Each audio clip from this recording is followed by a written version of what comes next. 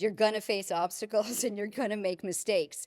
And that's what happened to us. And as long as you're able to react and pivot, that's when you really learn. And that's when you are on the path to greater success.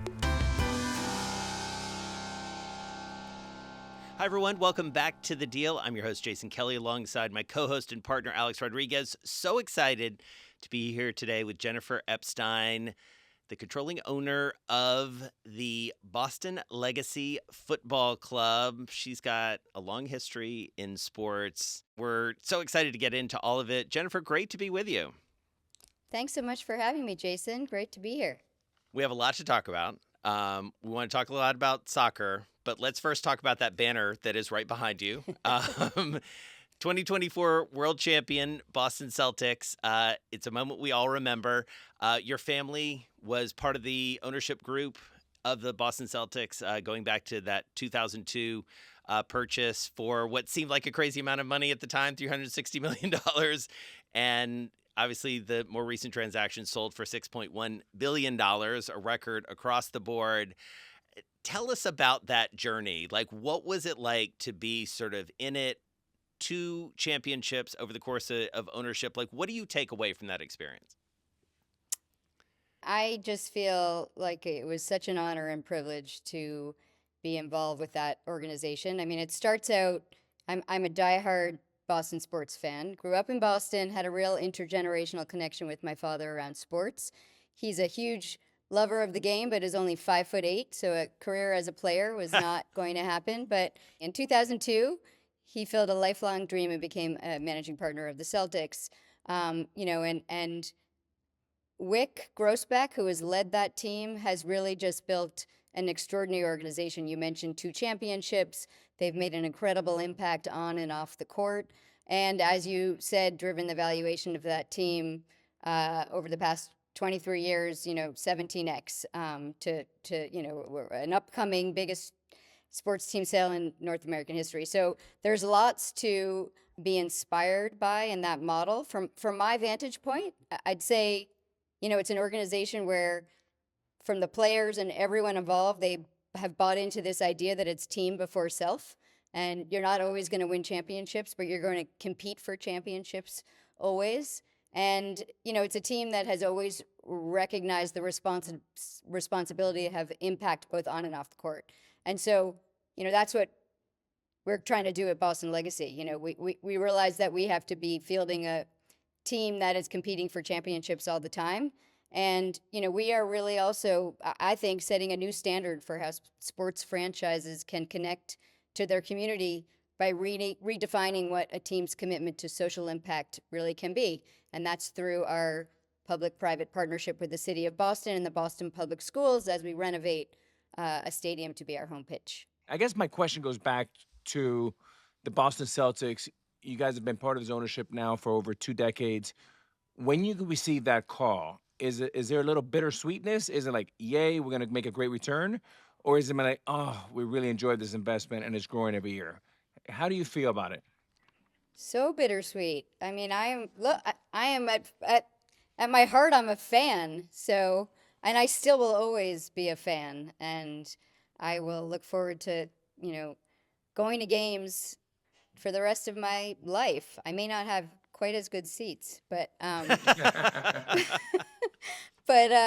I'll have to, there'll be an adjustment just because, I'm a fan, but it's also I have relationships with a lot of people within that organization and a real respect for them. And, it will change. And I won't have that same window to kind of the inner workings of that organization. So yes, it'll be bittersweet, but it's been a phenomenal 23 years.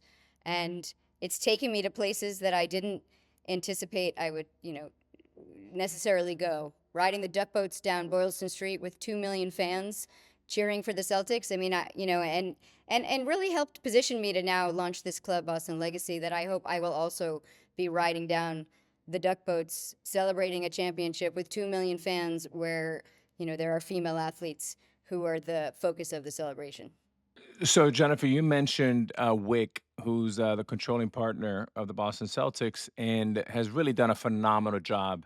If you go just 50,000 feet. What he's done with that franchise for over 20 years, 2 titles, all of that is pretty incredible. But I guess he's also one of the most respected governors and revered governors in the NBA board, which tells you a lot about who he is with character. What lessons can you take for him as you embark in your controlling governor in the world of soccer?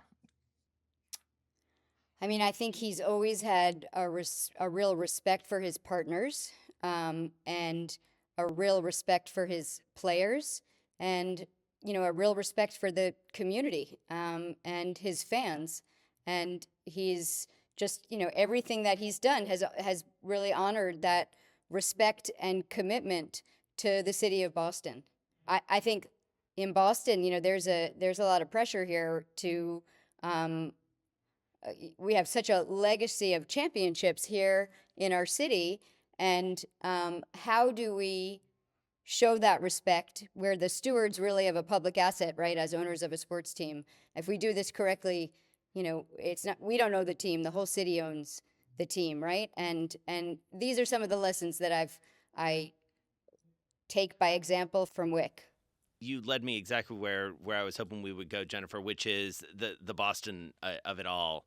I'm here in New York, and I'm sitting virtually alongside a New York Yankee, former New York Yankee, who may have his own feelings about your sports teams and sort of what they've done to other teams over the course of the last 25 years, especially. I'm watching this, great documentary about the Celtics, this great docuseries that Bill Simmons produced.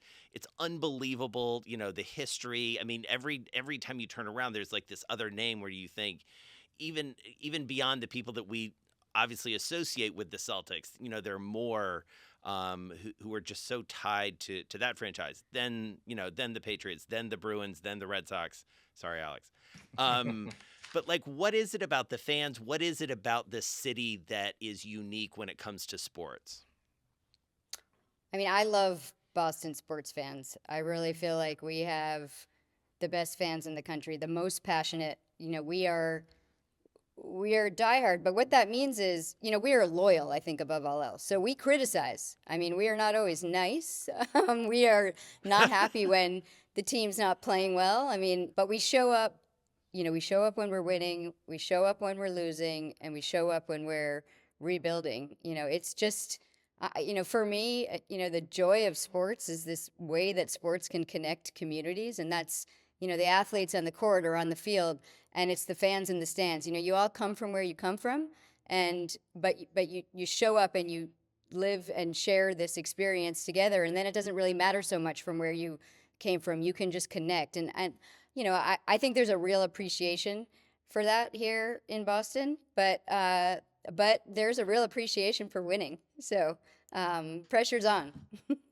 You are Massachusetts, Boston is basically championship town. I mean, you look at the Bruins, the Celtics, the Red Sox, the Patriots. My question, Jennifer, is I count over around 55 titles, somewhere around there, plus or minus. How do you cut through that noise now with Boston legacy? Like, how do you jump out of the page? So, I think our name honors and recognizes that legacy that's here in Boston. It's the DNA of our club, and we aspire to the standard that other Boston teams have set. But we start out, and we've talked about some of this already, but we start out gathering a lot of information about our fan base. So, we do have to make our mark, and so we do have to have an extremely compelling, exciting fan experience.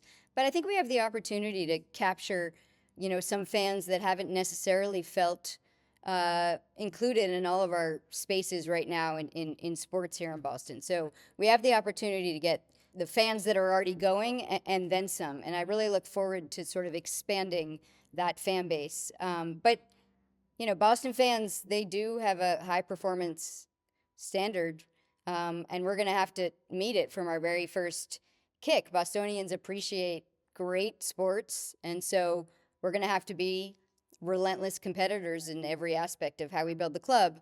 And I think, you can see that in our first hire in the sporting side of our GM, Dome Gouache from FC Barcelona, one of the best women's clubs, in the world, that we are ensuring that we can recruit a highly competitive roster. And it's pressure, but we're ready to try and meet those expectations and actually maybe turn that pressure into really a privilege, right? It's a privilege that we can be here in Boston and use the performance of our other teams here as an inspiration. So, Jennifer, you have a law degree. I think that's always a great competitive advantage for someone in the position that you're going to embark as controlling partner, governor.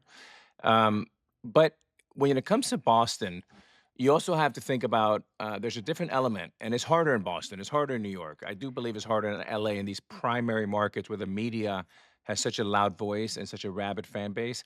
How do you think about your role and responsibilities dealing with the media from your position now? Well, I didn't have a lot of experience, honestly, dealing with the media prior to this role. So it's new and I'm learning, getting more comfortable, appreciating it more. When we were launching and announcing the club in September 2023, I had the good fortune to sit down with the Boston Globe, a bunch of reporters from there, and they asked me, we want to support women's sports. What can we do? And one of the things I said is, well, are you going to have, once we start to play, are you going to have a beat reporter at our games, just in the same ways that you have one at, at the Celtics, at the Red Sox, et cetera, et cetera. So I think it's building relationships with the media and making sure that they cover the women's teams in the way they cover the men's teams, right? You're seeing such tremendous growth in women's sports, and that's partly because of this increase in visibility. The league's in year 2 of a new media deal. We're on 4 different networks, 40x, the value is 40x higher. People are starting to actually see the games. The product has always been exceptional, but it was just hard to find. So I guess it's our responsibility to make sure that the media recognizes fans are interested. This is world-class sports that you're seeing out there, and please make sure and cover it. And you don't need to cover it with kid gloves or like be gentle, cover it in the same way, which means critique and promote, do it all, right? Well, speaking of critique, there was a lot of criticism when you first came out with the original name, Boss Nation, and a marketing campaign that many people reacted negatively to. To be fair, there were a lot of people who liked it as well and loved the cheekiness of saying too many balls. You ultimately decided to change the name. Take us into that process, because that's a deal in its own right of, making a decision, admitting that, maybe you misstep originally. Like, take us inside those conversations with you and your partners. So, certainly there was a lot of work and a lot of excitement before we launched the original name. And it was incredibly disappointing because we realized we had missed the mark. And our biggest error was that we had, in our effort to sort of think about the broader Boston ecosystem, we had alienated, some of our core fan base.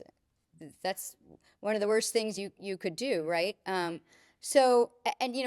That process, we had done some testing, but we had kept it tighter. We were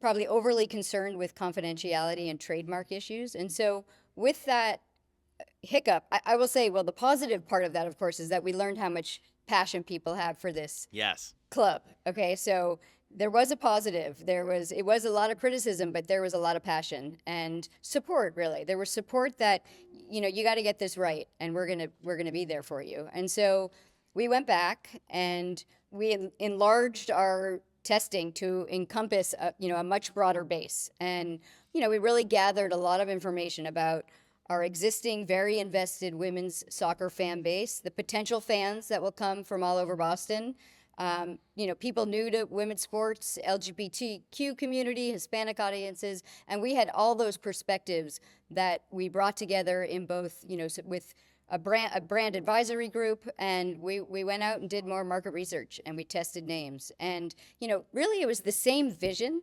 this vision of championships and impact and innovation through soccer, through this club in the heart of Boston. It was the same vision, but it ultimately led to a much better execution.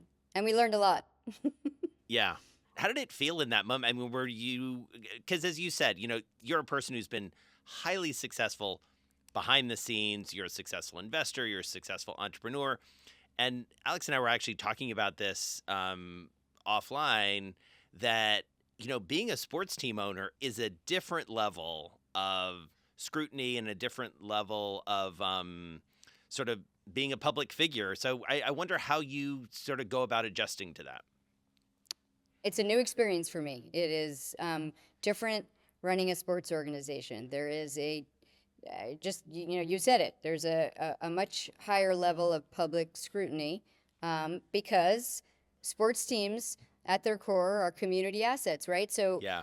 I mean, that's to have people criticize it. It means that they're invested in what you were doing, right? And we really truly do want to build this club within the fabric of our community, but that's hard, and we need to think really hard about what makes up our community and be appreciative and realize when we make mistakes. So it was incredibly disappointing. But you mentioned also that I'm an investor, which I am, and one of the things that I look for in a founder, because I haven't done very pre-seed, early stage investing, and it's hard to really make some of those decisions based on a lot of metrics, a lot of data, because it's not really there yet. But what I really love to see in an investor is an investor who's nimble, because you're going to face obstacles and you're going to make mistakes. And that's what happened to us. And as long as you're able to react and pivot, and that's when you really learn, and that's when you are on the path to greater success. It's interesting, Jennifer. I got a chance to meet you, back when you guys were first launching this, and alongside your partners, Stephanie Connaughton, Amy Danoff, and Anna Palmer. It's such a fascinating group of people who sort of came together from different parts of the business and investing world. I want you to talk a little bit about them and sort of how you guys came together. And then I would love to talk a little bit about even what's happened in those intervening couple years when it comes to the business of soccer. But tell us a little bit about how the four of you came together. So, and I'm glad you mentioned my co-founders, because this is a collective vision. It's certainly not a vision of just my own. And I would not be here speaking to you without the support of all of my partners behind me, but particularly my three co-founders. And we didn't all know each other really well before we came together for this project, but we were all investing. We had a connection around investing in female founders and diverse founding teams, sort of recognizing that a plurality of voices around the table is really what leads to long-term ROI. It's not just the right way to do business, it leads to better business. And we were all sports fans. My partner Anna was a diehard soccer fan. She's a venture capitalist, but she's from the supporter culture. And my partner Amy, who runs the Women's Foundation of Boston, has been thinking about women and girls in the city of Boston and how ventures can really impact and promote growth there. And my partner Stephanie is a marketer, so she was at Gillette, one of the real brains behind the Venus razor. So was thinking about how you can take a product and market, what's really pretty much the same product, right? But to a core demographic. So we all had experience in different relevant sectors. We see this as not just an opportunity to have generational impact in the city of Boston, but we see this as a good investment. We're pursuing this for both reasons. And I think we all learned of the opportunity and barely skipped a beat before we just jumped in, recognizing this was the moment to enter women's sports. I mean, Jennifer, one of the most interesting things when you think about your founding team as investors is how good an investment this already is when you look at where valuations have gone. So walk us through where soccer was, where women's soccer was, where it was when you came in, and now where it is today. When we were pitching this to our partners into the league, it was 2022. So the league was looking ahead towards their next media deal, which, now is 40x higher and, on 4 different networks. But there was a lot of optimism around that. Angel City and San Diego Wave had just begun play. San Diego Wave brought in 32,000 people to their home opener, and Angel City was consistently selling out BMO Stadium at 19,000 fans. And CPKC had just announced they were going to build the first purpose-built stadium for a pro women's team in the world. So, what you were seeing is that fans were showing up, and there was optimism around potential for new media deal to broaden visibility, and owners were investing in their clubs. These metrics were giving them confidence to do so. So when we jumped in, it was, what a time to jump in. Expansion fees prior to us were $2 to $5 million. We got in at the same time as the Bay. We paid 53, and now Denver has just entered the league and they paid 110. So I think we were correct in assessing the opportunity. It's a long game. We're in it for the long game, but it's an upward trajectory on the rise. We're excited. That is tremendous growth in a very short period of time. Within 5 years, to go from 2 to 5 to 53 to now Denver 110. I'm just curious because when you talk to some of your limited partners and you say the number's going to be 53, I'm sure there's a few that go, "Oh, that's so expensive, Jennifer. It's not 2 to 5. Are we in a bubble?" And then my question is, did that happen? And the follow-up is, when Denver happens at 110, do you pick up the phone and say, "I told you we bought a good price"? How does that go? It certainly has to make you feel good that is 2x in less than 2 years. It feels good, but it's really premature to take a victory lap, I think. It certainly was what we hoped to see, but, we got a lot to do before we get out for our first game. So, we have to finish the rejuvenation of White Stadium. We're building a elite performance facility for our club with the hope that in its second phase, it'll grow to be a sports hub for youth sports. We got to build a roster. We have a lot to do. We got to finish rounding out the brand. We're launching our crest in early summer. So it's too early for a victory lap, but we were certainly excited to see that growth in that short of a period of time. And we expect it to continue as the league continues to expand. Yeah, I think that's a little bit of an untold tale on, once you get the keys handed to you, how much work there is under that hood. And it's 365, 24/7.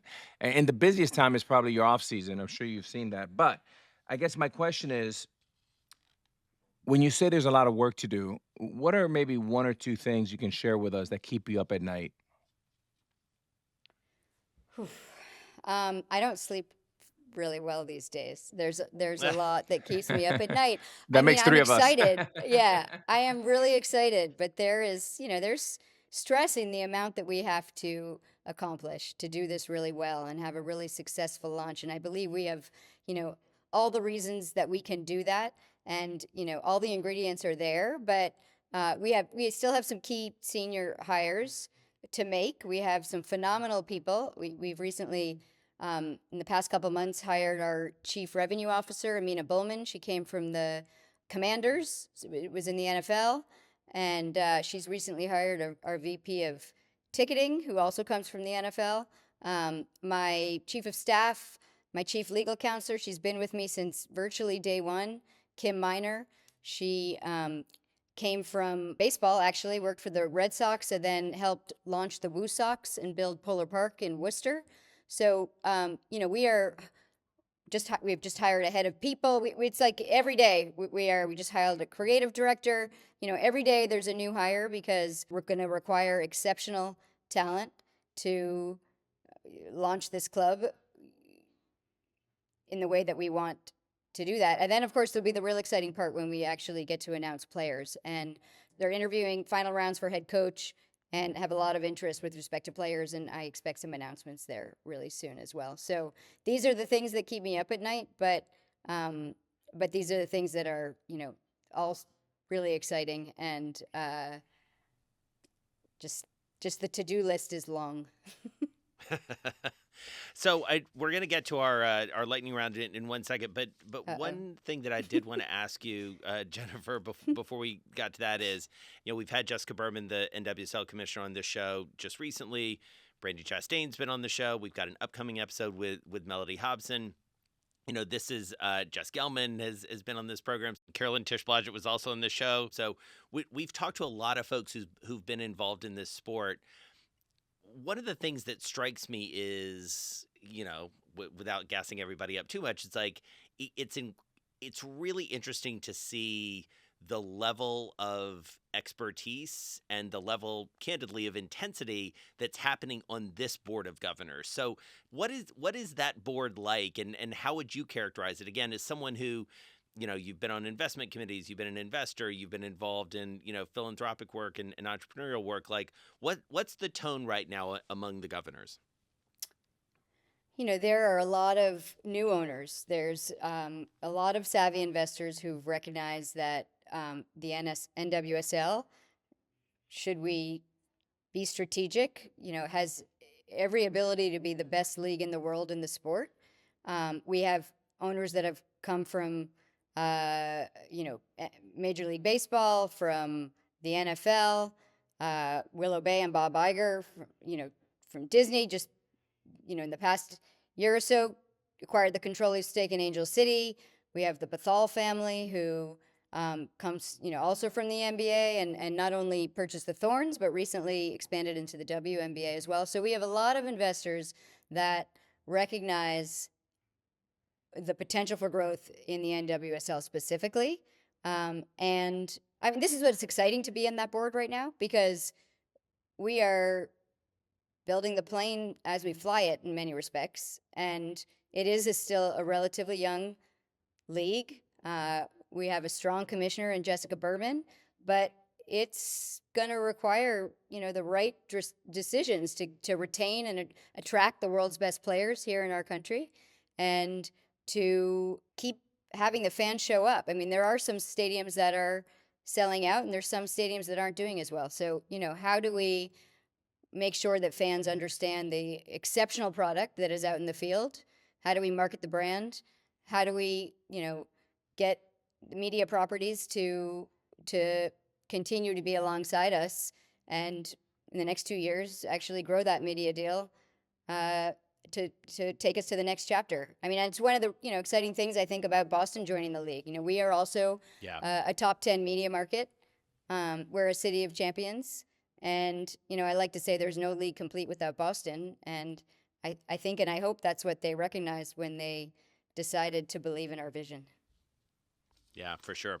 This is one of the most interesting spaces in sports right now because of all the things we've been talking about, all the new entrants, all the investment, the growth rate that we're seeing, I think is really interesting, Jennifer. Okay, so let's go to the lightning round really quick. I'm going to start. Buckle up, Jennifer. I don't know if I'm good at a lightning questions. round. No, you're going to do great. You're going to do great. All right, here we go. I'll start and then Alex will pick up. What's the best piece of advice you've been given on deal making or business? Don't be afraid to go after opportunity. Who's your dream deal-making partner? I mean, how can I not say my 3 co-founders, Amy Kwandanoff, Stephanie Connaughton, and Anna Palmer? All right. What's the most nervous you've ever been?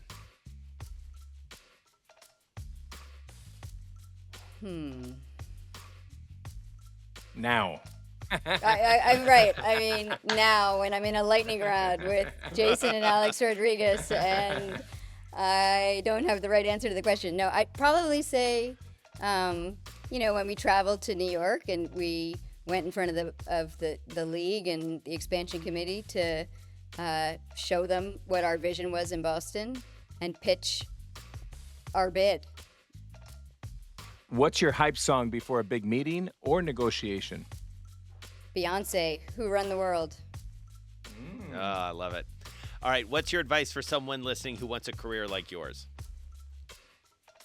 Recognize that it's often a long game and that there are different chapters to a career, and they all lead to something, and each chapter may not be as fulfilling as the one that comes after it, but if you work really hard and you recognize and take advantage of every opportunity that comes your way, you're going to achieve what you want to achieve. I mean, honestly, I actually, if you had asked me when I was in my 20s if I was going to be where I am right now, I would never have been able to tell you that. I have had different chapters of my career. I was a a lawyer. I launched a hospitality business and opened restaurants in the Boston area. I'm an investor. And now I'm doing something that I think I have never been more passionate about. So stay the course. You'll get there.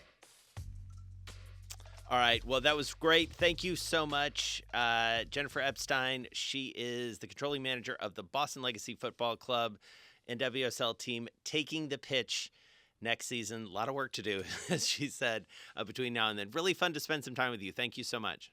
Thank you so Jennifer. much for having me. It was lots of fun. Thank you very much. Good luck.